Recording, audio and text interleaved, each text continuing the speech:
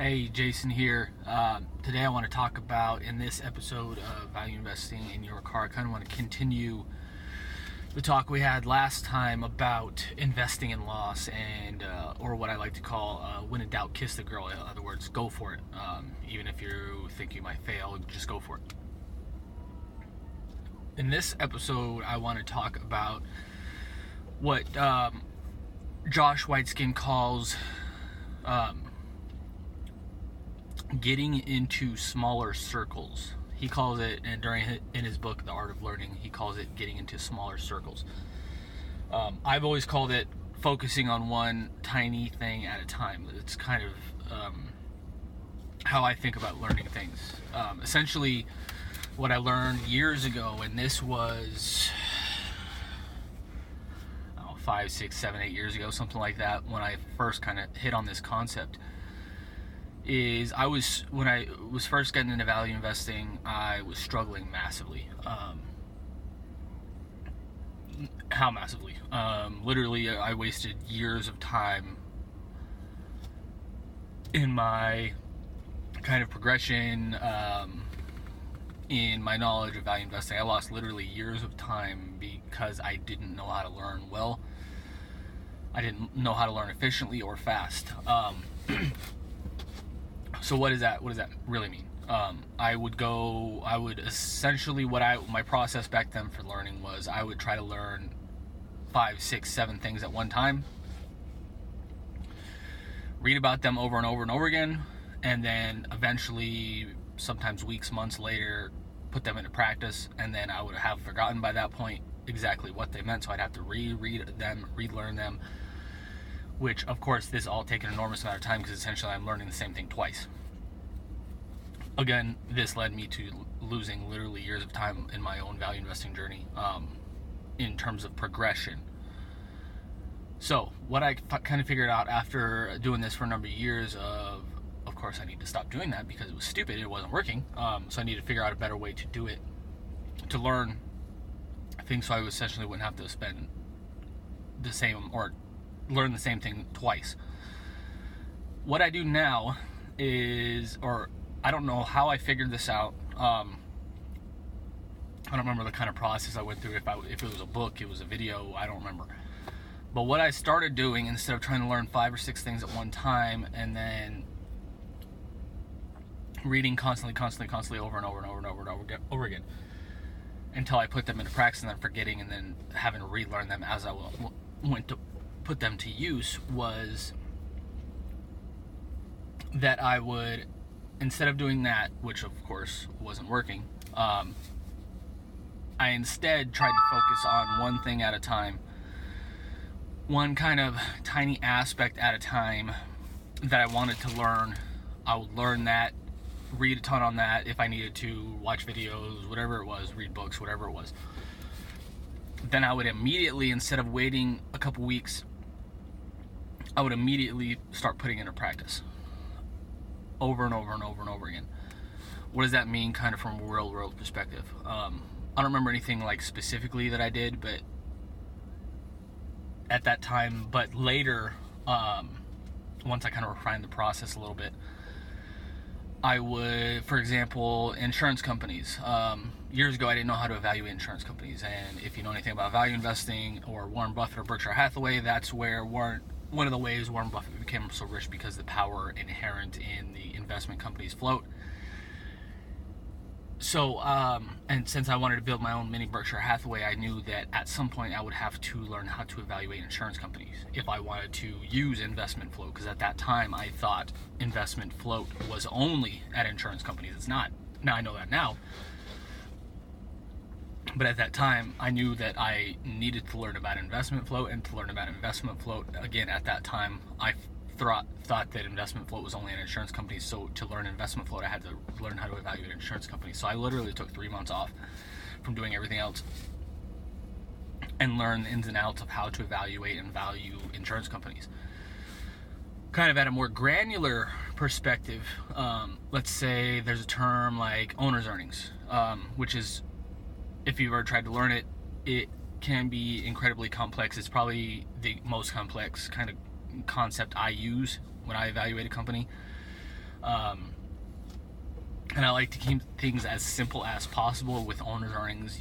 Especially when you get down to the actual calculation part of owner's earnings, you can't really keep it incredibly simple. It's just a complex calculation, and you need to understand everything that goes into every part of the calculation. So what I did when I learned owner's earnings, and again, I took 3 months off down the road, this was several years later, to learn everything about owner's earnings. So what I did is I broke it down into individual kind of pieces. There are multiple different parts that goes into owner's earnings. Things like changes in accounts receivable, changes in inventory, stuff like that. But and all of that's pretty straightforward. Most of the calculations straightforward, except for the changes in working capital part. So when I got to that part, I broke down every little single piece of the changes in working capital, went one by one, learned everything I could about it, read about it, videos, whatever. Then I would go back, go to the next part, or then I would calculate it, and then I would go to the next part, learn everything I could about the next part of the calculation, put it into practice, calculate it, and then I would go on from there. So essentially what I do every time I learn anything now is I pick one thing I want to learn at any particular time, learn it intimately, very well, put it into practice, put my knowledge immediately into practice, and then learn the next thing that I know I need to learn, put it immediately into practice, and keep going from there.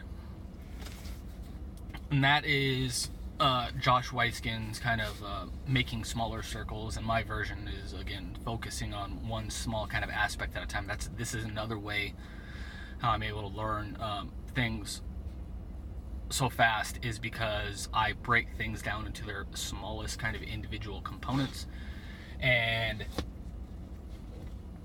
I learn one thing at a time deeply, put it into practice, fail most of the time, especially when you're learning anything. Again, if you watch the last video on this topic, investing in loss, and when in doubt, kiss the girl.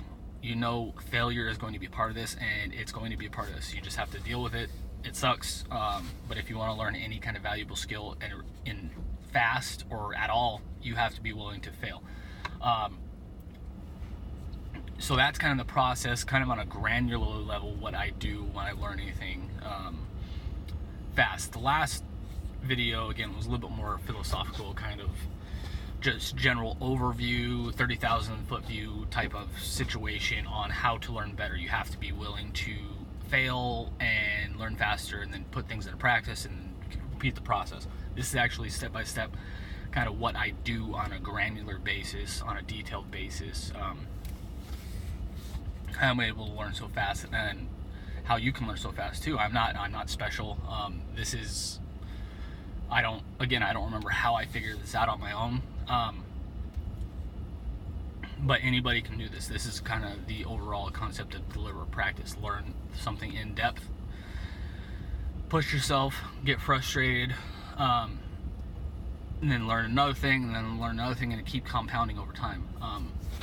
This, again, I like to think I'm a smart guy, but I'm smart in areas. If you were to ask my wife if I'm a smart guy when it comes to things like doing household chores, or remembering,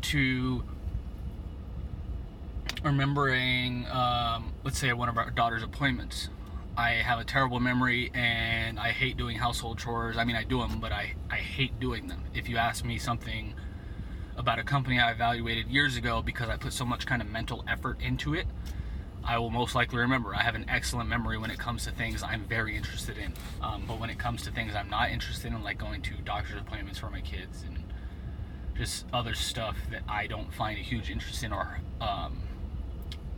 then I suck. It's just like your circle of competence. You have to know your circle of competence, and you need to know what you are good at and what you're not good at. That, again, to do the kind of smaller circle thing, you have to know what you need to learn next and what you want to learn next, in kind of the next process. What I kind of like, you're building the foundation of a house. What I like to think about anytime I learn anything is, and this is what I actually teach my students, value investing coaching students, or masterclass students, or whatever it is. You have to build this solid foundation first. Then you build the first floor, then you build the second floor, and you keep building higher and higher and higher and higher on more complex things, more higher level things. And not only does this make it easier and more efficient to learn things, but it makes it breaks it down into smaller, more easily digestible steps as well. If you think, oh shit, like when you first start a new skill and you think, oh shit, I don't know how to do this, there's so many steps involved, you'll become overwhelmed. Another reason you need to focus on one small thing at a time is because one of my favorite sayings, the journey, I think this is a Chinese proverb, a journey of 10,000 steps begin with one step, or something like that, something along those lines. It's one of my favorite kind of sayings. A journey of what was it, 10,000 steps begins with one step, I think is what it is. It's one of my favorite sayings. Essentially it means to get to kind of the end, you need to at least start. You have to start, and once you start, the momentum kind of builds. I hope this helps in your kind of learning journey. And again, if you have any questions about this, I'll be talking about it more. Comment, share, like, love down below if you like this kind of content. And we'll keep doing how to learn better, mental models, how to learn more efficiently, all these kind of things. And make sure to share it. And like, love, subscribe below, hit the bell if you're watching on YouTube to make sure you get all notifications in the future for from our future videos. We're releasing videos pretty much constantly now.